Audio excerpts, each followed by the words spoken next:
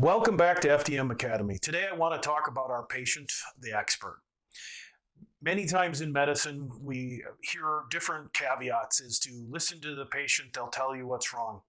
But in the fascial distortion model, we fundamentally believe that the patient intuitively knows what needs to happen, and they're going to guide us directly to that answer.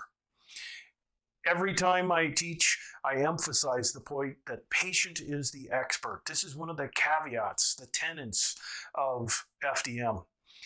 And it should be, as a practitioner, it should be that opportunity for you to take a break.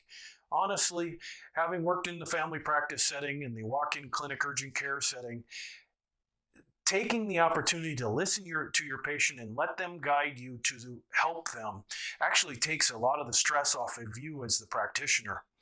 This isn't you having to understand complex medical processes such as diabetes, hypertension, heart disease.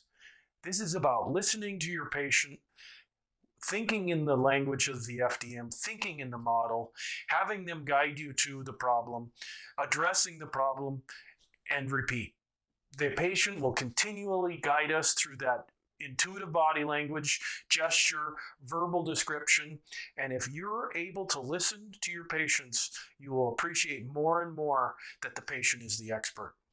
I can't tell you how much of a stress relief this is at times when you're faced with a complicated situation. You're trying to get your patient some pain relief. You're trying to improve their function, and you start to get anxious. You start to get tense because you want to do your best for this person. And then what I say to myself is, stay in the model. Have them tell me what I need to know. They're the expert. And with that, I take a deep breath and I say, so what do you think needs to happen?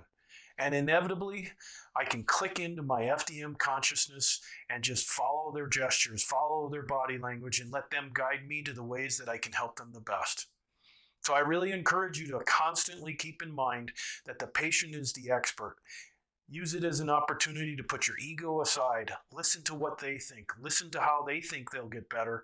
Use that in the model to get the maximum improvement in function and pain relief.